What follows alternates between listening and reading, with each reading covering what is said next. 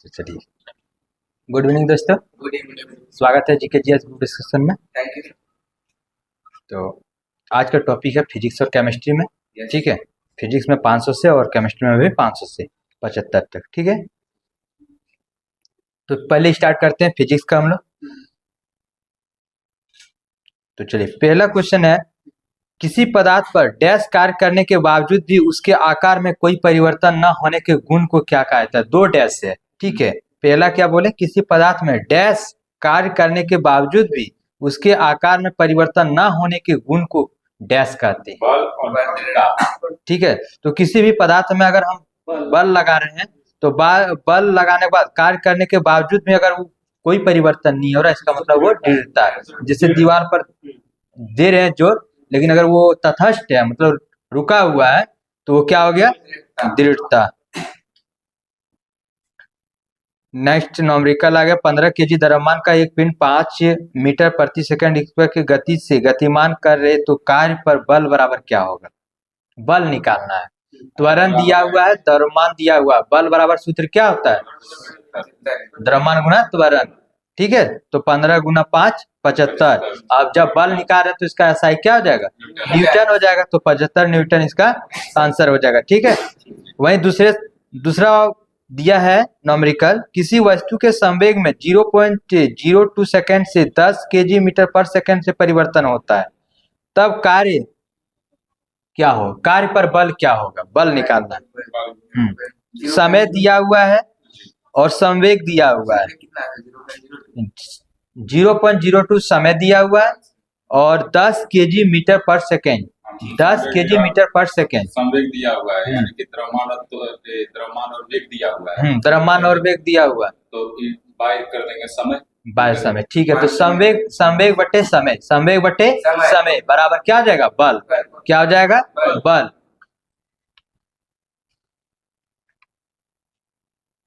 निम्नलिखित में से क्या एक वस्तु पर लागू असंतुलित बल का प्रभाव नहीं है? ठीक है, असंतुलित बल का प्रभाव नहीं है। असंतुलित बल किसको कहते हैं सर?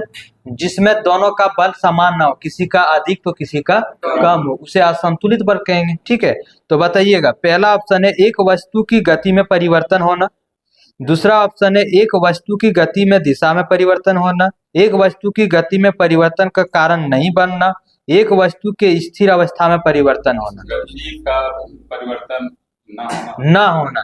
जब हम एक अधिक बल लगा रहा है, एक कम बल लगा रहा है, तो स्वाभाविक है कि जो अधिक बल लगा रहा है वो हमारे ऊपर फोर्स करेगा, हमको आगे धकेल सकता है या पीछे खींच सकता है।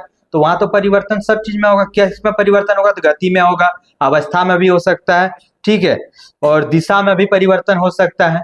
ठीक है, लेकिन यहाँ तीसरा ऑप्शन में बोला था वस्तु की गति में परिवर्तन का कारण नहीं बनना, तो कारण बन सकता है, कारण नहीं बनना ये गलत हो गया। चलिए नेक्स्ट, जब दो समान बल किसी निकाय पर और विपरीत दिशा में कार्य कर रहे हैं, तो निकाय पर कार्य करने वाला बल क्या बन जाता है? जब दो समान बल किसी निकाय पर और विपरीत दिशा में कार्य कर रहे हैं, तो निकाय पर कार्य करने वाला बल क्या बन जाएगा? 2 गुना, 4 गुना, 0 या 3 गुना? 0 हो जाएगा। Very good. क्या हो जाएगा? 0 हो जाएगा। डैश प्रकृति में अकेले कभी नहीं हो सकता है। कौन, क्या ऐसा राशि है जो कभी भी अकेले नहीं हो सकता है? डैश प्रकृति में अकेले कभी नहीं हो सकता। बल, गति, वेग, दाब। बल क्या हो जाएगा? बल कभी भी अकेले नहीं होता। बल एक कैसी राशि है? सदिश राशि है। बल एक सदिश राशि है। बल, वेग, संवेग, त्वरण, विस्थापन सारा क्या है? सदिश राशि है। किसी वस्तु को गति में लाने के लिए उसे धक्का देना या खींचना क्या कहलाता है? बल कहलाता है। अगर हम किसी को धक्का दे रहे हैं वहां भी बल लग रहा है, किसी को खींच रहे हैं तो वहां भी बल लगाया जाता है। ठीक है, दो पिंड के बीच बल सदैव क्या होता है? समान और विपरीत दिशा में प्रयुक्त, समान और एक ही दिशा में प्रयुक्त, असमान और विरुद्ध दिशा में प्रयुक्त, पृथक बल होते हैं। समान और विपरीत, दो पिंडों के बीच लगने वाला बल सदैव समान और विपरीत दिशा में प्रयुक्त होता है। ठीक है, और बल का SI मात्रक क्या होता है? न्यूटन। दो वस्तु के मध्य परस्पर क्रिया होती है। दो वस्तु के मध्य परस्पर क्रिया होती है। क्या? जड़त्व, दाब, संवेग, बल। क्या हो जाएगा? बल हो जाएगा। बल दो वस्तुओं के मध्य परस्पर क्रिया होती है। ठोस सतह द्वारा किसी भी वस्तु पर समान दिशा में लगाए गए बल को क्या कहते हैं? समान दिशा में लगाए गए बल को क्या कहते हैं? ऑप्शन है समान बल, घर्षण बल, संपर्क बल, क्षेत्र बल। समान बल, समान दिशा में लगाया तो समान बल, असमान दिशा में लगाएगा तो असमान बल। खींचने का एक उदाहरण है, कौन एक खींचने का उदाहरण है? पर्दा उठाना, दरवाजा खोलना, लड़के को धक्का देना या ध्वज फहराना। ध्वज फहराना, उसका रस्सी को खींचते हैं हम लोग, तो वो खींचने का उदाहरण में आ गया। ठीक है। सभी बल में होता है क्या? सभी बल में क्या होता है? परिमाण, दिशा, परिमाण और दिशा दोनों, या इनमें से कोई नहीं?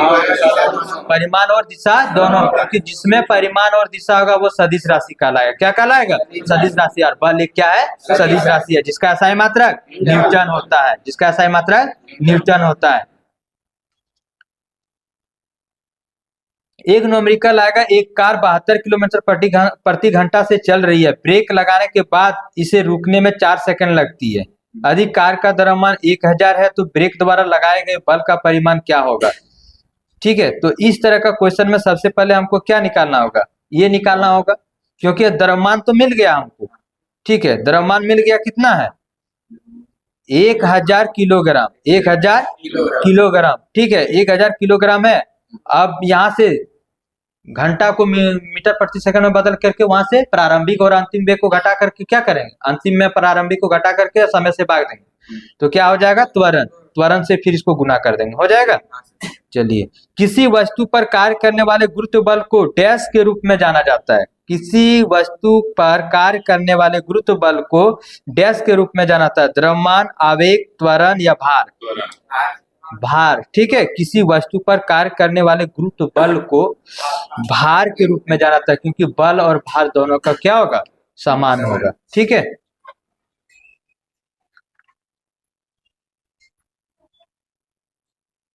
कोई वस्तु सतत चाल से गति करती है जब इस पर कोई डैश न लग रहा हो, बाह्य बल न लग रहा हो। इसी तरह खाली स्थान देगा भरने के लिए, तो भर लीजिएगा। ठीक है। चलिए, अब बताइए, देखिए अब न्यूमेरिकल आ गया। रेखिक संवेग से 10 किलोग्राम द्रव्यमान और 28 मीटर प्रति सेकंड के वेग से पिंड का संवेग क्या होगा? सबसे पहले आप जानिए कि संवेग बराबर होता क्या है। संवेग बराबर द्रव्यमान गुना वेग। द्रव्यमान गुना वेग। द्रव्यमान कितना दिया? 14 kg। वेग कितना दिया? 28 मीटर पर सेकंड। दोनों को मल्टीप्लाई कर दे, मतलब गुना कर देंगे, तो क्या हो जाएगा? संवेग निकल जाएगा। इसी तरह का सारा दिया है। देखिए, द्रव्यमान गुना वेग का गुणनफल क्या होगा? संवेग। द्रव्यमान गुना वेग संवेग। किसी वस्तु का द्रव्यमान 85 kg है और वेग 60 मीटर प्रति सेकंड है, तो वस्तु का संवेग क्या होगा? दोनों को क्या करना है? गुना कर देना है। ठीक है। संवेग बराबर क्या आता है? द्रव्यमान गुना वेग। सारा रिपीट कर रहा है और सारा न्यूमेरिकल बन जाएगा। सिर्फ द्रव्यमान और वेग दिया, संवेग निकालने बोल दिया। चलिए, यहां हम लोग पढ़ते हैं। नेक्स्ट क्वेश्चन है, एक गतिमान वस्तु का संवेग कुछ कारकों पर निर्भर करता है। निम्नलिखित में से कौन सा कथन सबसे सटीक आंसर है इसका? ठीक है। गतिमान वस्तु का संवेग उसके द्रव्यमान पर निर्भर करता है। ठीक है, गतिमान वस्तु का संवेग उसके द्रव्यमान पर निर्भर करता है। कौन सा कथन सबसे अधिक मतलब सटीक है? हाँ, गतिमान वस्तु का संवेग उसके द्रव्यमान और वेग दोनों पर निर्भर करता है। गतिमान वस्तु का संवेग आयतन और वेग पर निर्भर करता है। गतिमान वस्तु का संवेग उसके वेग पर निर्भर करता है। तो हम लोग जानते हैं कि संवेग बराबर क्या होता है? द्रव्यमान गुना वेग, मतलब दोनों पर निर्भर करता है। तो दोनों अगर दे दिया ऑप्शन, तो सबसे सटीक आंसर कौन होगा? दोनों वाला। ठीक है। नेक्स्ट क्वेश्चन है, यदि किसी गतिमान पिंड की चाल दोगुनी कर दी जाए, चाल दोगुनी कर दी जाए, गतिमान पिंड का चाल दोगुनी कर दी जाए, तो इसका तो डैश ऑप्शन सुनिएगा, तो इसकी स्थितिज ऊर्जा दोगुनी हो जाएगी, इसका त्वरण दोगुना हो जाएगा, इसका संवेग दोगुना हो जाएगा, इसका गतिज ऊर्जा दोगुना हो जाएगा। संवेग दोगुना हो जाएगा। कब? जब किसी गतिमान पिंड की चाल को दोगुनी कर दिया जाए। चाल को दोगुना कर देंगे तो क्या हो जाएगा? संवेग दोगुना हो जाएगा। हाँ, गतिज ऊर्जा 4 गुनी हो जाएगी। पिंड की चाल दोगुनी करने पर संवेग दोगुना हो जाएगा। ठीक है। चल, नेक्स्ट क्वेश्चन है, एक टकराव में डैश हमेशा की बचत की जाती है, दाब, संवेग, बल, प्रणोद। संवेग, ठीक है, किसका? संवेग। संवेग संरक्षण के सिद्धांत के अनुसार यदि कणों के किसी समूह का निकाय पर कोई बाह्य बल न लग रहा तो उस निकाय का कुल संवेग क्या रहता है? नियत रहता है। क्या होता है? नियत रहता है। किसी वस्तु का संवेग किस पर निर्भर करता है?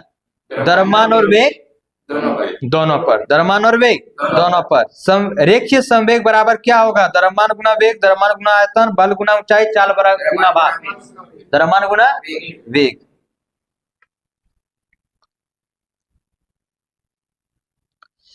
यदि वेग को दोगुना कर दिया जाए तो इसका संवेग और गति ऊर्जा पर क्या प्रभाव पड़ेगा? यदि गति को दोगुना कर दिया जाए तो संवेग क्या होगा सर? दोगुना ही रहेगा और गति ऊर्जा 4 गुना हो जाएगा। ठीक है, गति ऊर्जा 4 गुना। तो गति ऊर्जा बराबर अगर संवेग के रूप में दिया रहे तो p²/2m होता है। गति ऊर्जा बराबर p²/2m। अगर वो 2 गुना रहा तो 2 का स्क्वायर होगा 4, तो गति ऊर्जा कितना हो गया? 4 गुना।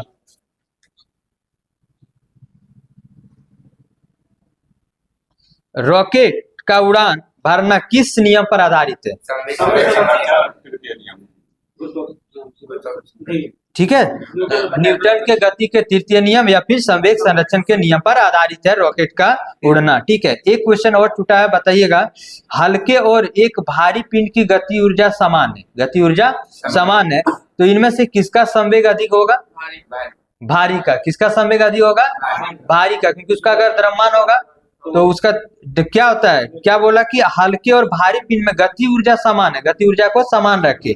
तो क्या पूछा? संवेग किसका अधिक होगा? तो भारी वाला का अधिक होगा। किस सूत्र पर बैठाना? तो वही गति ऊर्जा बराबर p²/2m। p²/2m। चलिए नेक्स्ट, रॉकेट संरक्षण का सिद्धांत। रॉकेट, हाँ, रॉकेट डैश संरक्षण के सिद्धांत पर कार्य करता है। संवेग, ठीक है, संवेग संरक्षण के सिद्धांत पर कार्य करता है। एक न्यूमेरिकल यहां से भी है। 2 किलोग्राम का पिस्तौल से 150 मीटर प्रति सेकंड के वेग से एक 30 ग्राम का गोली क्षैतिज रूप से चलाई गई है तो पिस्तौल का प्रतिष्ठित वेग क्या होगा? तो यहाँ पर सूत्र लगेगा m1 v1 m2 v2। ठीक है, m1 में मान लीजिए पिस्तौल का द्रव्यमान और m2 में मान लीजिए गोली का द्रव्यमान। v1 में मान लीजिए पिस्तौल का वेग और v2 में मान लीजिए आप गोली का वेग। यहां से निकल जाएगा। चलिए अगला बताइएगा। डैश वह भौतिक राशि है जो कभी ऋणात्मक नहीं हो सकती है? दूरी, त्वरण, बल तथा वेग। दूरी कभी भी ऋणात्मक नहीं हो सकता। और सारा क्वेश्चन जैसे छोड़े हैं 554, 555, 56 सारा न्यूमेरिकल है। एक ही सूत्र वही m1 v1 पर है। ठीक है, और उधर जो बताएं वो था गति ऊर्जा बराबर p²/2m। तो सारा सूत्र एक एक हम न्यूमेरिकल बता रहे हैं, आप लोग घर में जाके ट्राई कीजिएगा और बनाइएगा इसको। तो दूरी कभी भी ऋणात्मक नहीं हो सकता है। वेग और समय के गुणनफल क्या निकालता है सर? वेग और समय का गुणनफल क्या निकालेगा? दूरी, संवेग, विस्थापन, गति। वेग और समय, तो वेग और समय का गुणनफल क्या प्रदान करेगा? विस्थापन। क्या करेगा? विस्थापन।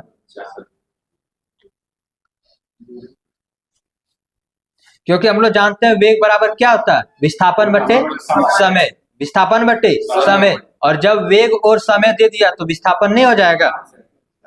यदि किसी वस्तु द्वारा तय की गई दूरी 0 है तो किया गया विस्थापन क्या होगा? किया गया विस्थापन 0 होगा। और विस्थापन 0 होने पर कार्य भी क्या होता है? कौन सा फॉर्मूला के तहत? तो कार्य बराबर Fs cos थीटा। बल गुना विस्थापन, बल गुना विस्थापन। चलिए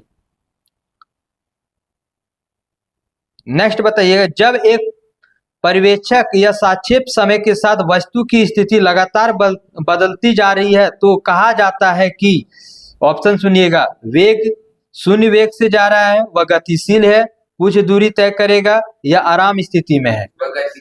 वह गतिशील है, वह गतिशील है। किसी वस्तु का त्वरण इसके डैश के प्रति इकाई समय में हुआ परिवर्तन को क्या कहते हैं? किसी वस्तु का त्वरण इसके डैश में प्रति इकाई समय में हुआ परिवर्तन को वेग कहते हैं। क्या कहते हैं? वेग कहते हैं। समय के साथ किसी वस्तु का वेग दिखाने वाले ग्राफ को क्या कहा जाता है? वेग समय ग्राफ। वेग समय ग्राफ। औसत चाल और औसत वेग वस्तु की गति दर्शाता है। क्या? ऑप्शन सुनिएगा। समय के एक विशेष अवस्था, औसत चाल और औसत वेग। औसत चाल और औसत वेग वस्तु की गति दर्शाता है। क्या दर्शाता है? समय की एक विशेष अवस्था, लंबी दूरी में, कम दूरी में, दिए गए समय अंतराल के दौरान। दिए गए समय अंतराल के दौरान, ठीक है। दिए गए समय अंतराल के दौरान ही औसत चाल और औसत वेग की गति को दर्शाता है। एक भीड़ भाड़ वाली सड़क पर एक बस की गति डैश गति के उदाहरण है। असमान गति, एक समान गति, वृत्तीय गति या रेखीय गति। असमान गति। हम लोग भी जब जाते हैं भीड़ भाड़ में तो कभी अधिक स्पीड से चला के निकलना पड़ता है तो कभी धीरे करना पड़ता है ना। तो वही तो असमान गति से चलता है। कभी भीड़ भाड़ वाली सड़क पर एक बस की गति क्या होता है? असमान गति का उदाहरण है। चाल, दूरी और समय का सही संबंध बताना है। चाल, दूरी और सही का सही संबंध बताना है। पहला ऑप्शन है चाल बराबर समय बटे दूरी, चाल बराबर दूरी बटे समय, चाल बराबर दूरी गुना समय, चाल बराबर दूरी माइनस समय। चाल बराबर दूरी बटे समय। इसका हम लोग जानते हैं कि दूरी बराबर चाल गुना समय होता है, दूरी बराबर चाल गुना समय होता है। यहाँ से तीनों निकल सकता है, ठीक है। चाल बराबर दूरी बटे समय, वहीं समय बराबर दूरी बटे चाल। तत्कालीन वेग और औसत वेग तब बराबर होते हैं जब वस्तु एक समान त्वरण से हो, एक वृत्त में चल रहा हो, अपरिवर्तित त्वरण हो या त्वरण शून्य हो। क्वेश्चन था तत्कालीन वेग और औसत वेग तब बराबर होते हैं जब वस्तु एक समान त्वरण से चल रहा हो, वृत्तीय चल गति से चल रहा हो या परिवर्तित त्वरण से हो या त्वरण शून्य हो। त्वरण शून्य होगा। वेरी गुड, सही है। त्वरण शून्य होगा। त्वरण एक कैसा राशि है?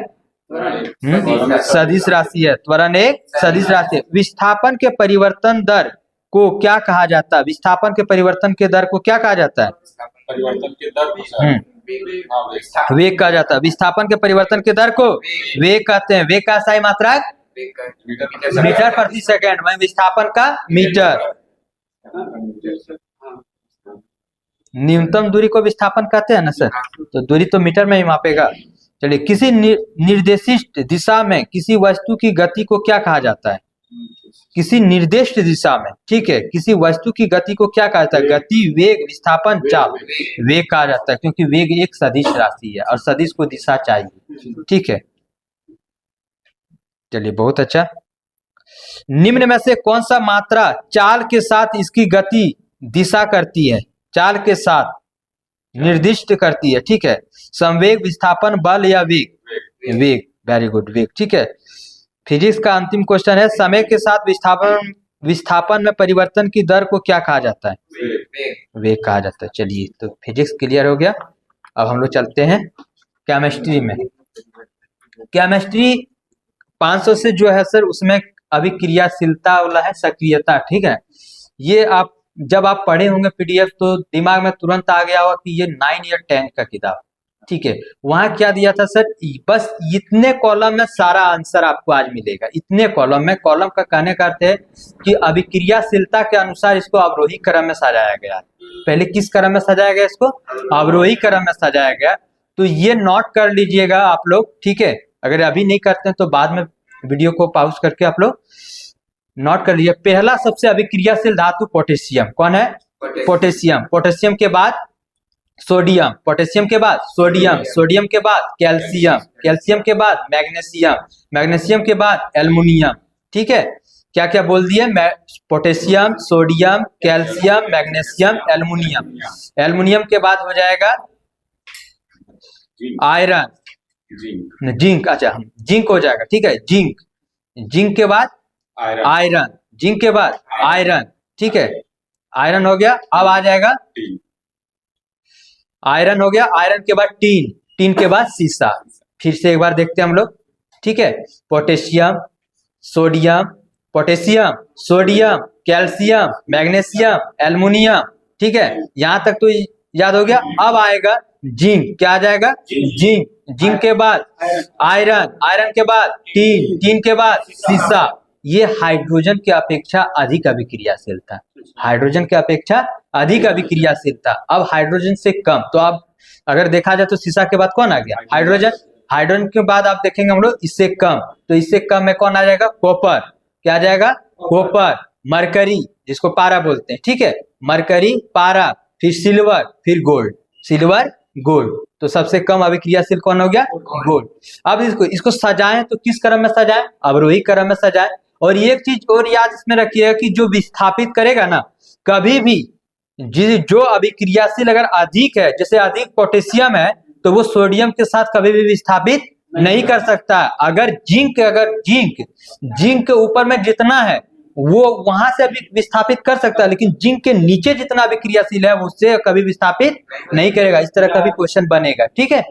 तो चले अब क्वेश्चन पर, तो एक बार फिर से रिपीट करते हैं। पहले बताइएगा आप लोग, आवाज दीजिएगा। पहला पोटेशियम, दूसरा सोडियम, तीसरा कैल्शियम, चौथा फिर एल्युमिनियम के बाद जिंक, फिर आयरन, उसके बाद टीन, उसके बाद सीसा, फिर हाइड्रोजन, हाइड्रोजन के बाद कॉपर, कॉपर के नीचे पारा, क्या हो जाएगा? मरकरी या पारा, पारा के नीचे चांदी, चांदी के नीचे सोना। सारा अवरोही क्रम में बताए। तो सबसे अभिक्रियाशील धातु पोटेशियम, ठीक है। चलिए आइए क्वेश्चन से क्लियर करते हैं।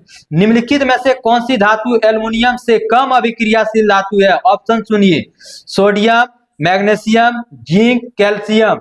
जिंक आ गया एक नंबर,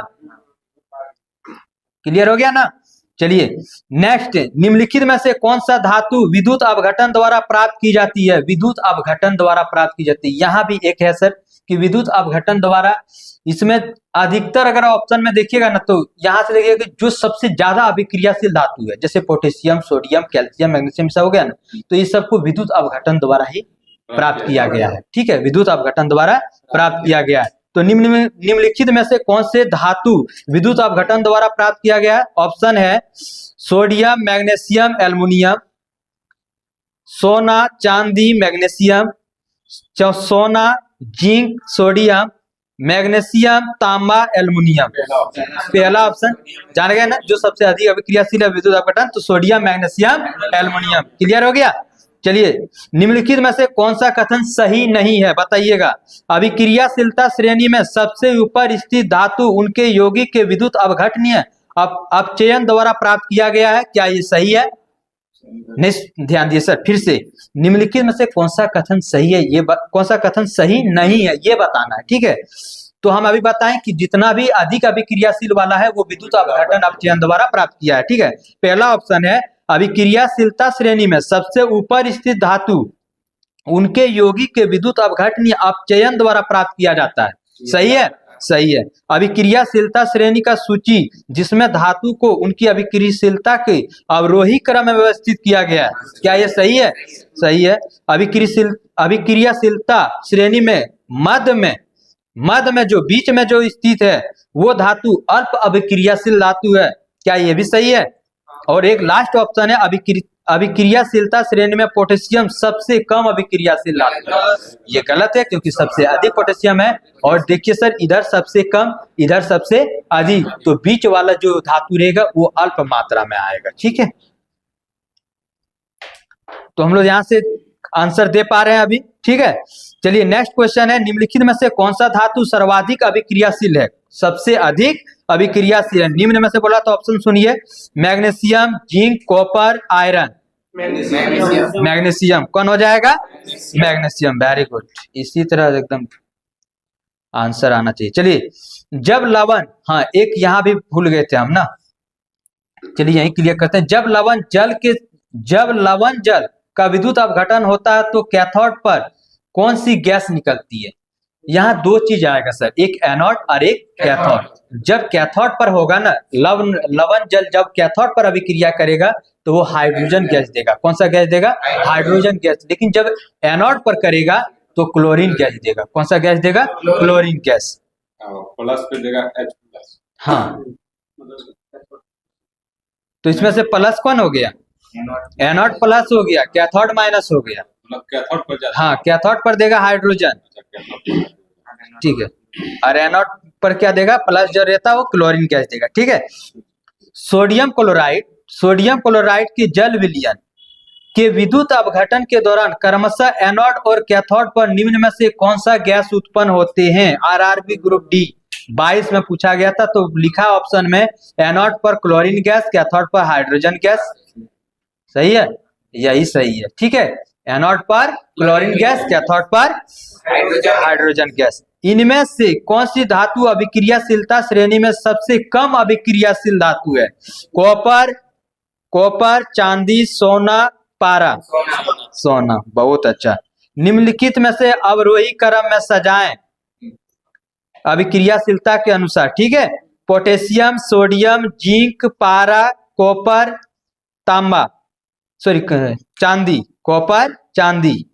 दूसरा है पोटेशियम, सोडियम, जिंक, कॉपर, पारा, चांदी।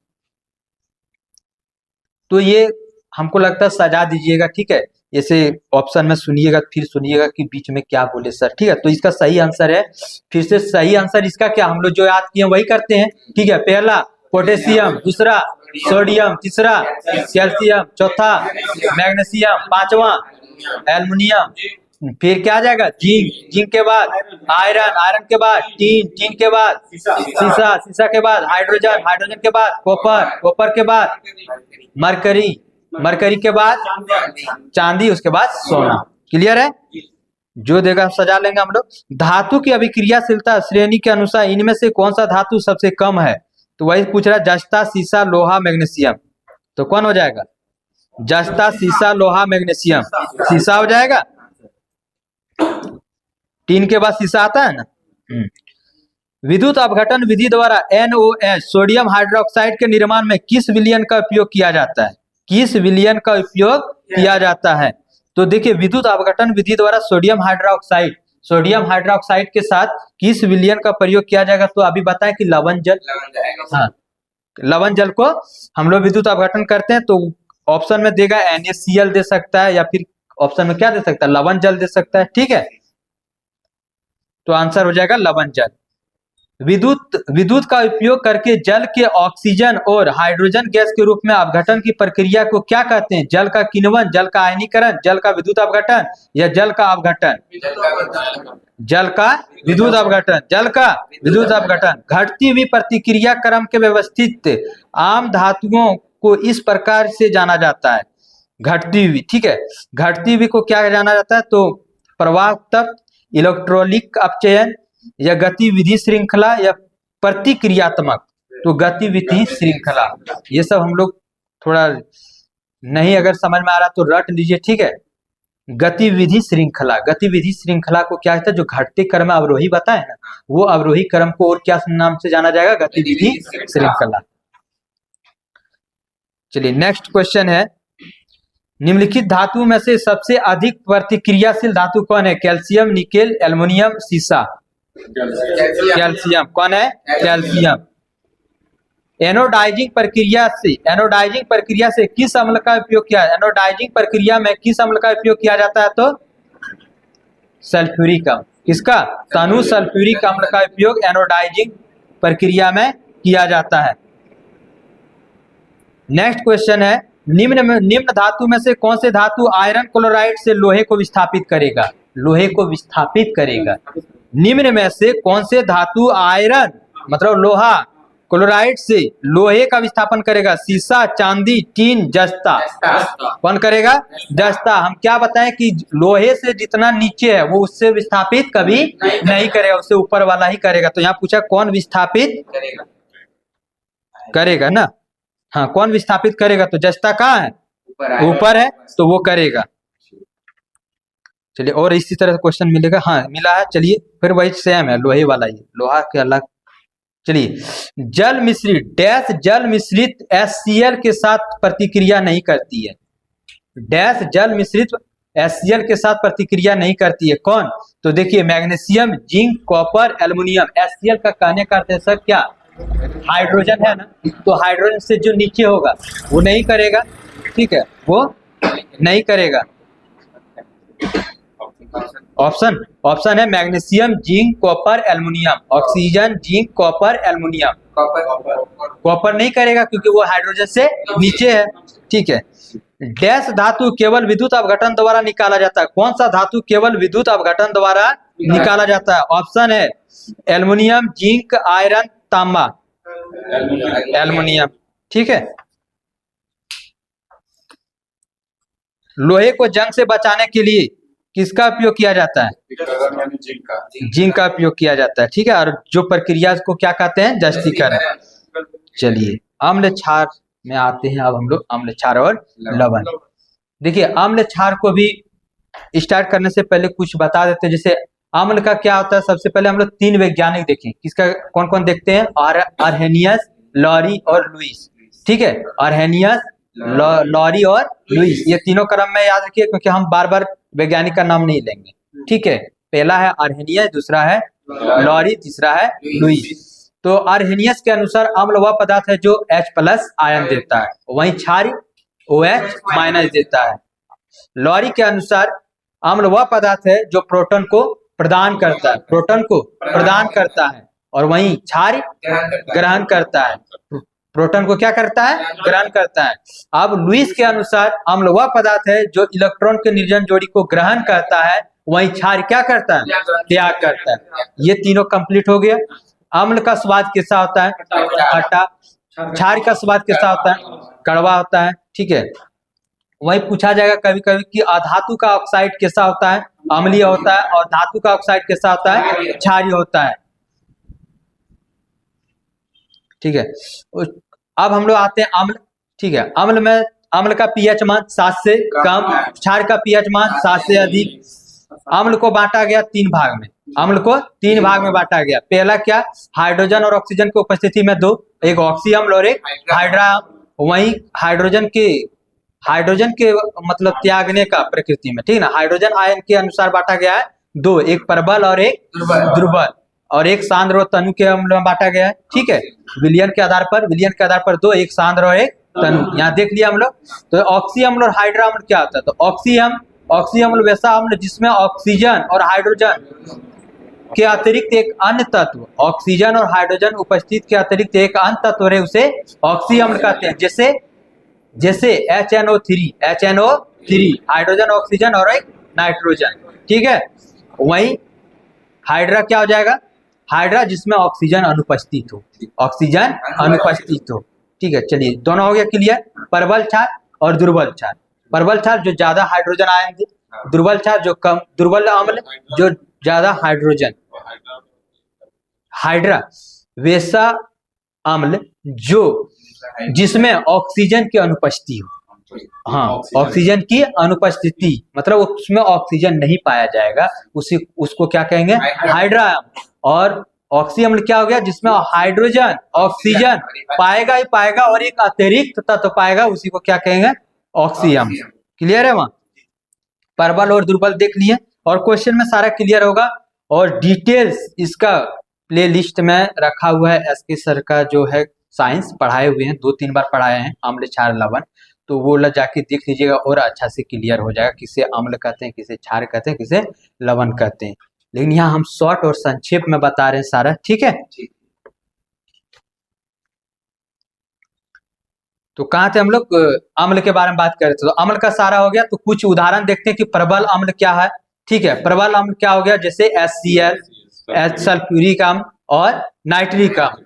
हम लोग को 3 याद रखना है। क्या क्या? हाइड्रोक्लोरिक अम्ल, नाइट्रिक अम्ल और सल्फ्यूरिक अम्ल। ये प्रबल अम्ल हो गया। वहीं दुर्बल अम्ल जिसमें कार्बन की मात्रा हो, जैसे एसिटिक अम्ल, कार्बोनिक अम्ल, फॉर्मिक अम्ल। एसिटिक अम्ल का सूत्र हो गया CH3COOH। ठीक है। वहीं क्या हो जाएगा? दूसरा क्या बोले सर? हाँ, फॉर्मिक अम्ल। ठीक है। फॉर्मिक अम्ल में क्या होगा? H पहले आ जाएगा। ठीक है। HCOOH हो जाएगा। ठीक है। तो फिर आगे जैसे आएगा हम लोग देखते जाएंगे। ठीक है। क्वेश्चन चले। क्वेश्चन पर प्रति अम्ल एंटी एसिड के बारे में निम्न में से कौन सा कथन सही नहीं है? Anti acid. ठीक है। एंटी एसिड के बारे में कौन सा सही नहीं है? प्रति अम्ल अतिरिक्त जठर अम्ल को उदासीन करने के लिए उपयोगी होता है। ठीक है। प्रति अम्ल प्रबल अम्ल होते हैं, प्रति अम्ल प्रबल अम्ल होते हैं। NaCO3 एक प्रति अम्ल है। मैग्नीशियम हाइड्रोक्साइड एक प्रति अम्ल है, तो मैग्नीशियम हाइड्रोक्साइड एक प्रति अम्ल है, और सोडियम बाइकार्बोनेट भी एक प्रति अम्ल है। प्रति अम्ल का मतलब क्या हुआ कि उसका एंटी, ठीक है। तो जब एंटी है तो उसमें तो क्षार आएगा, और क्षार आएगा तो फिर यहाँ बोल रहा है दूसरा ऑप्शन में कि प्रति अम्ल प्रबल अम्ल है, फिर प्रबल अम्ल कैसे होगा?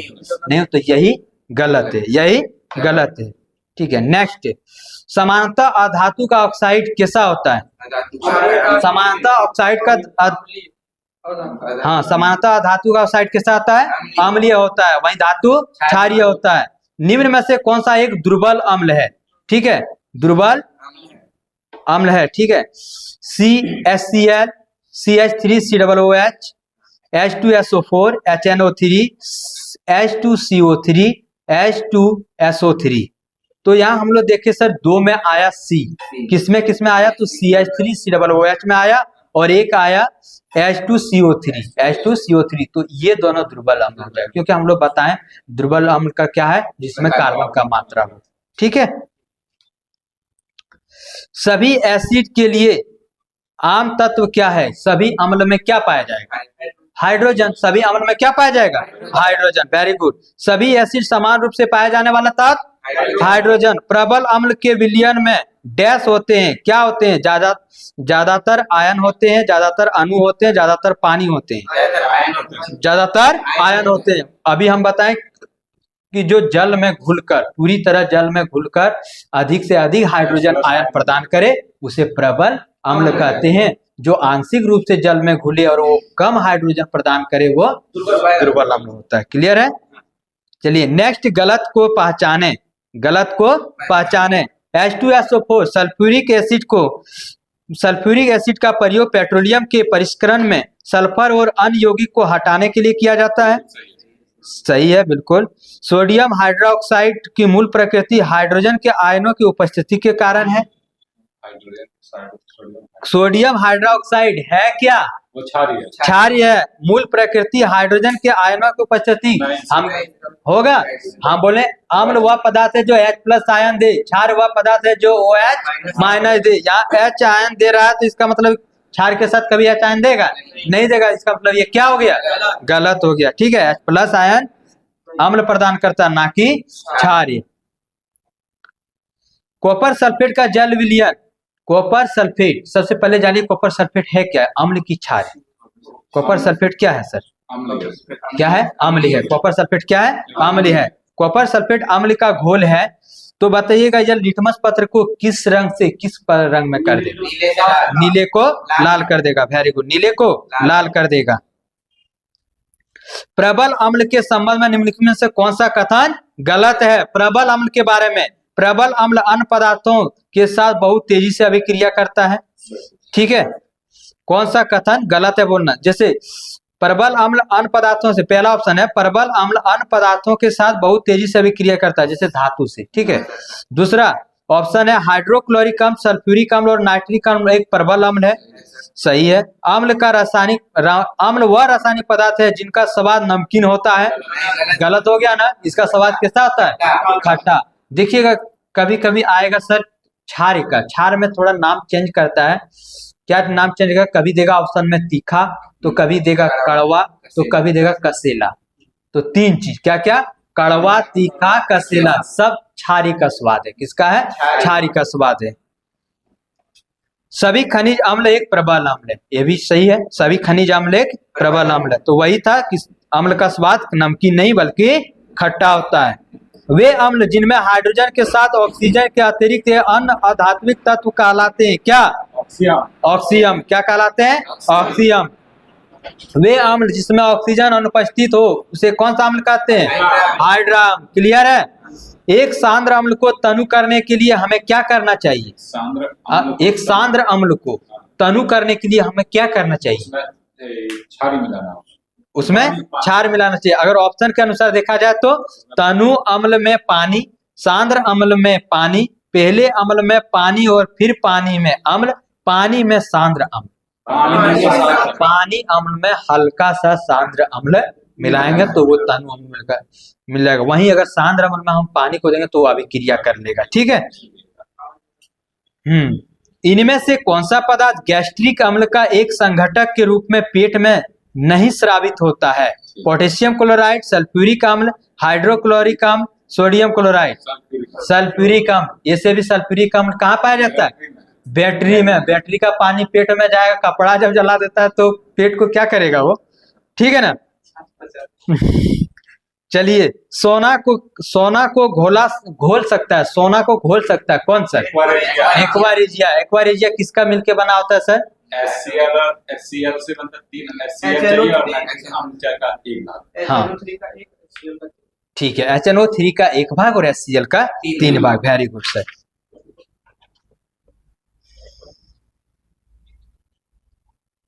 चलिए फिर से है, गलत को चिन्ह करें। एक अम्ल जो पूरी तरह से आयन, पहला ऑप्शन, एक अम्ल जो पूरी तरह से आयन से आयनित हो जाता है, आयनों से आयनित हो जाता है, अब वह H+ आयन का बड़ी मात्रा में उत्पादन करता है। उदाहरण के लिए HCl, H2SO4, HNO3। ये सही है? गलत चुनना है। हाँ सर, ये ऑप्शन ये में था, कथन निष्कर्ष जैसा देता है ना सर स्टेटमेंट, वही है। दूसरा ऑप्शन है, एक अम्ल जो आंशिक रूप से जल में आयनित हो लेकिन वह H+ आयनों का कम मात्रा में उत्पादन करता है, उसे क्या कहते हैं? सॉरी, उसे CH3COOH, H2SCO3 और H2SO3 का। दोनों सही है, क्योंकि कम में देगा तो दुर्बल क्षार, अधिक देगा तो प्रबल क्षार। क्लियर है? चलिए नेक्स्ट, निम्न में से कौन सा ऑक्साइड अम्लीय नहीं है? अम्ल बताना है। ठीक है, carbon monoxide, SO2, SO3, NO2। तो कार्बन मोनोऑक्साइड का ऑक्साइड कैसा है? अम्लीय नहीं है, अम्लीय नहीं है। यहाँ पूछा गया सांद्र नाइट्रिक अम्ल और सांद्र हाइड्रोक्लोरिक अम्ल का डैश में अनुपात का मिश्रण है। हाइड्रोक्लोरिक और HCl।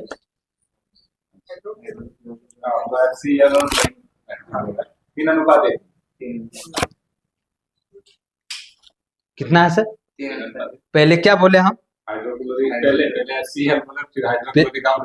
अच्छा, नाइट्रिक अम्ल पहले दिया गया, फिर हाइड्रोक्लोरिक दिया गया, तो 1:3 होगा। ठीक है, यही चीज ध्यान देने के लिए, सिर्फ ये क्वेश्चन देने का यही कारण था कि वहां पूछेगा क्या, ऐसा नहीं कि 3 एक रट के गए तो 3 एक मार दे।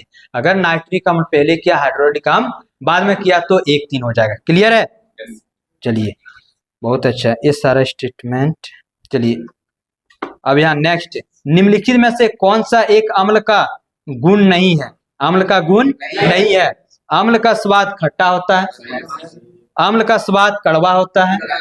गलत है। किसका होता है कड़वा? क्षारीय का।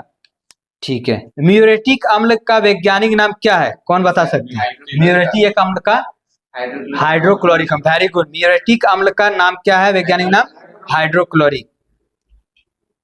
कहीं अगर हाइड्रोक्लोरिक अम्ल ना दे तो म्यूरेटिक अम्ल दे देगा, म्यूरेटिक अम्ल ना दे तो हाइड्रोक्लोरिक अम्ल दे देगा।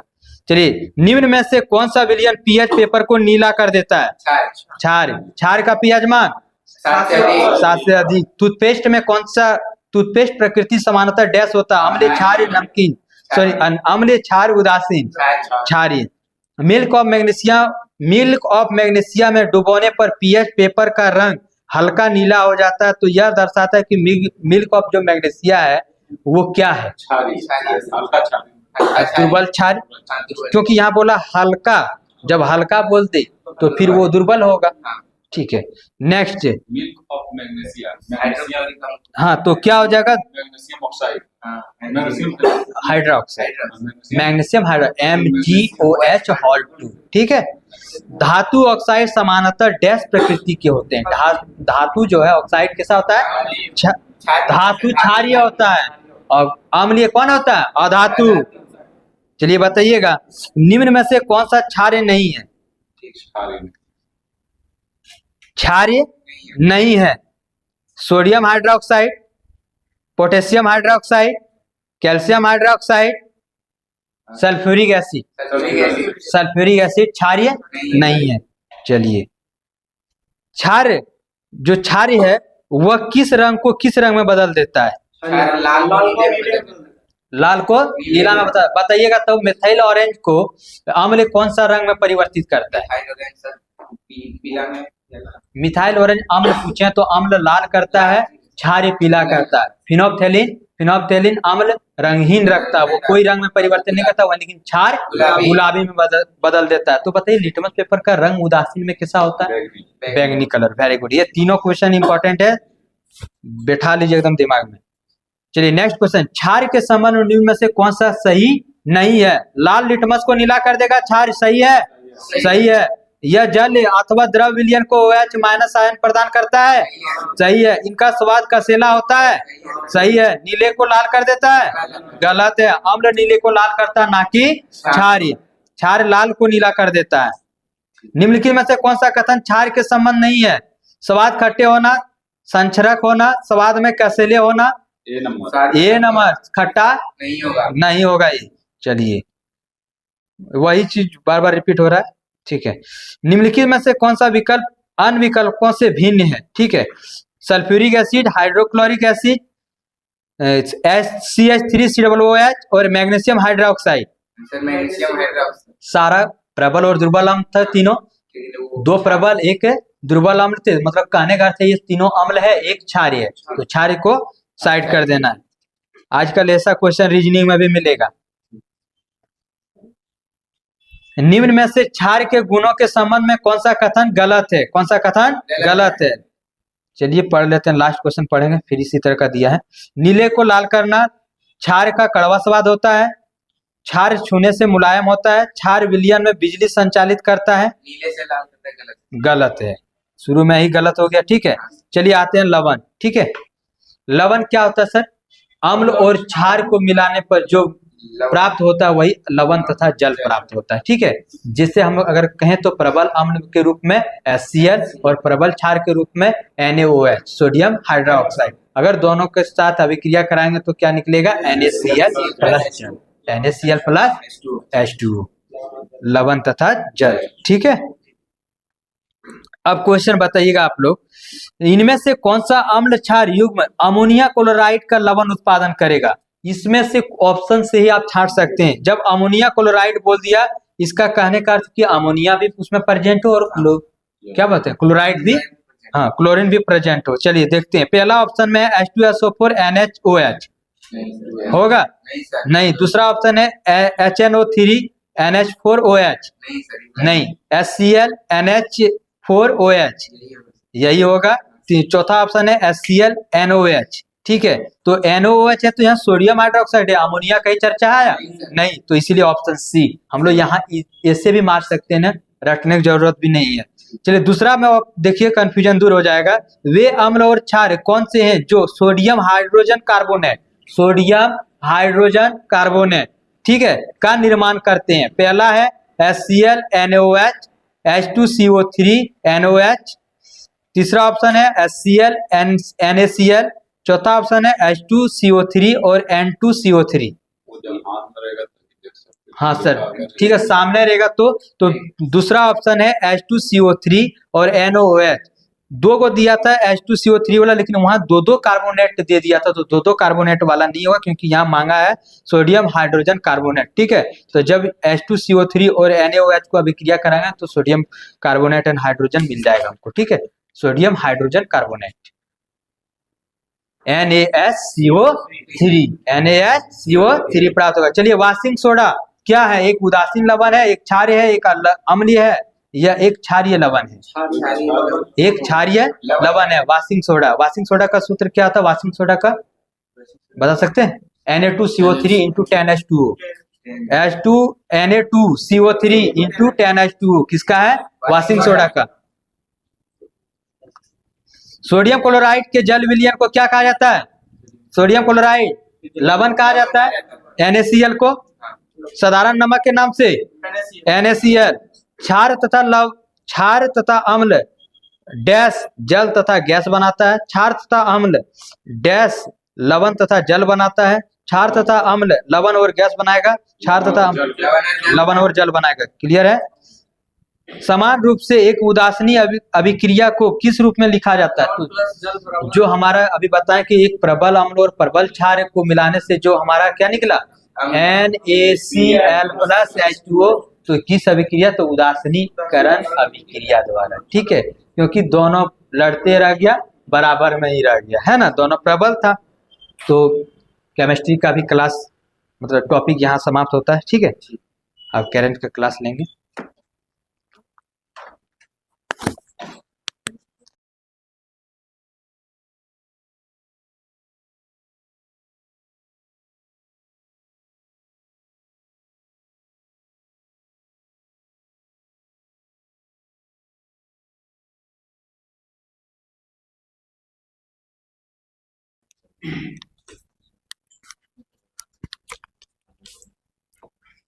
चलिए अब करंट अफेयर्स स्टार्ट करते हैं। इससे पहले हमारा फिजिक्स केमिस्ट्री पूरी तरह से कंप्लीट हो गया है। तो जय हिंद साथियों सभी को, और स्वागत है आप सभी का जीके जीएस ग्रुप डिस्कशन में। अब चलते हैं करंट अफेयर्स के टॉपिक की ओर, और पहला टॉपिक है आज का नोबेल प्राइज 2023, ठीक है, नोबेल पुरस्कार 2023 का। हाँ, तो बताइएगा आप लोग, सबसे पहले नोबेल पुरस्कार किन किन क्षेत्रों में दिया जाता है? तो नोबेल पुरस्कार 6 क्षेत्रों में दिया जाता है। कौन कौन सा? बायोलॉजी, ठीक है, मतलब चिकित्सा, फिजिक्स केमिस्ट्री बायोलॉजी मतलब चिकित्सा हो गया। उसके बाद शांति का नोबेल पुरस्कार, उसके बाद साहित्य और अर्थशास्त्र, हाँ, साहित्य और अर्थशास्त्र के क्षेत्र में, ठीक है।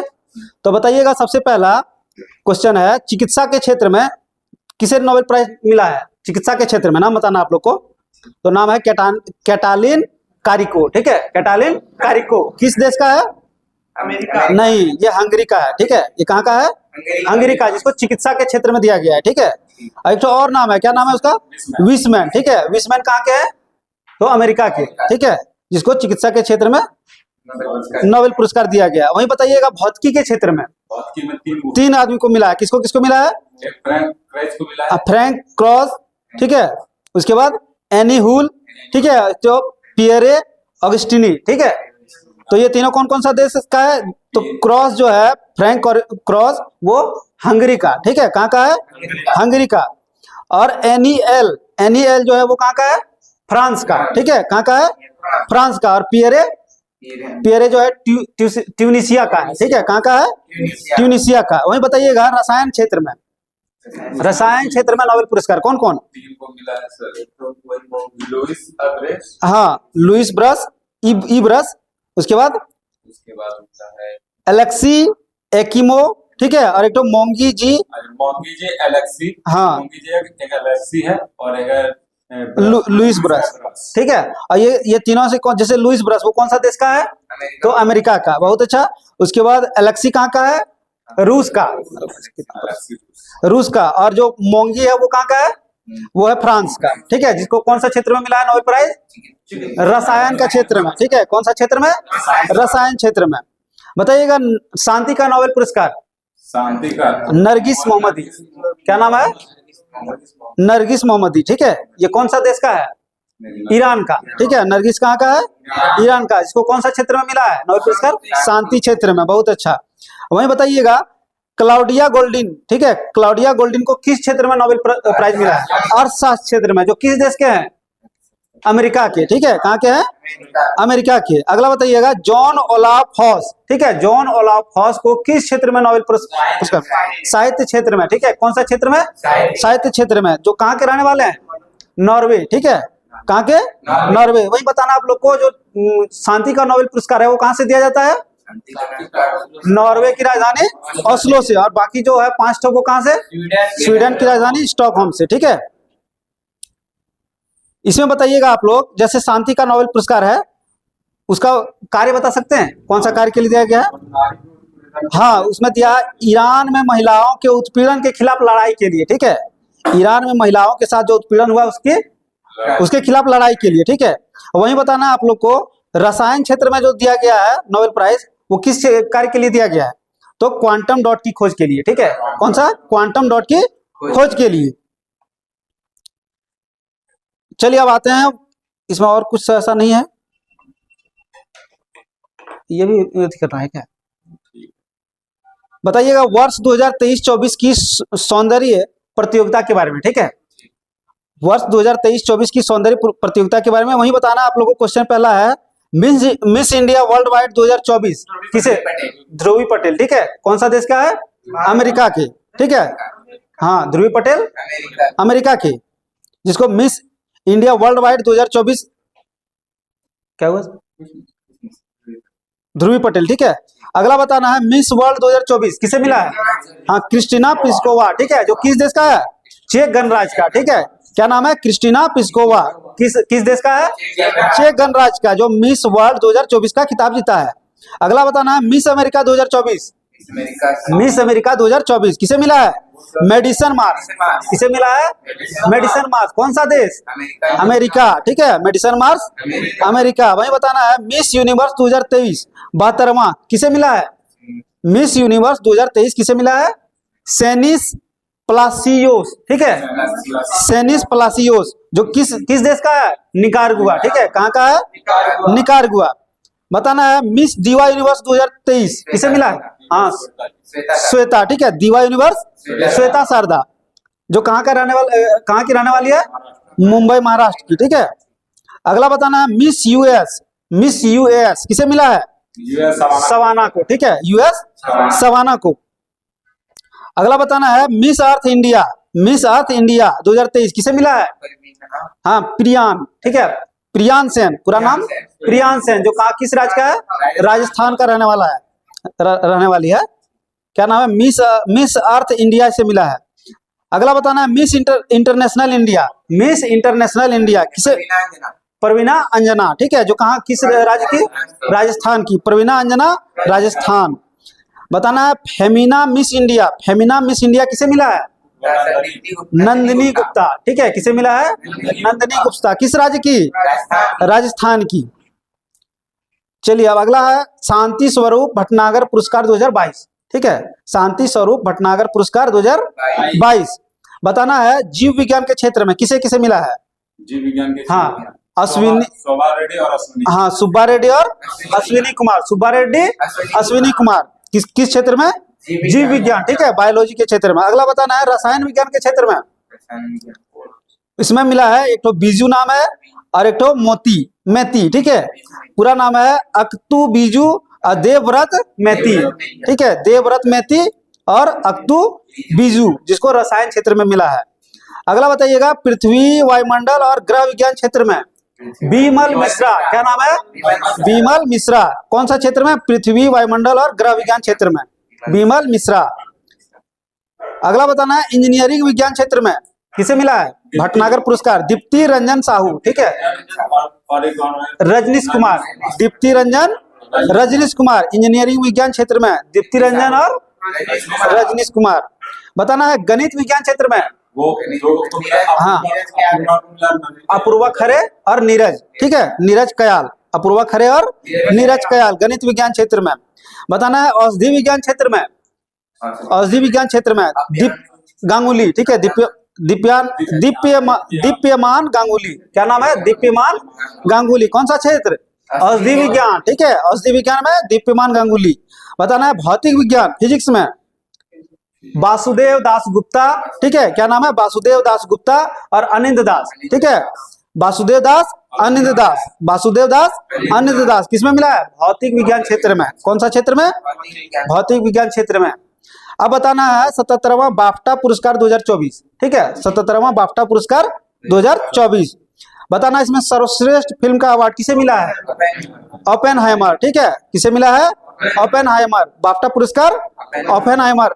कौन सा इसका निर्देशक का नाम बताना है?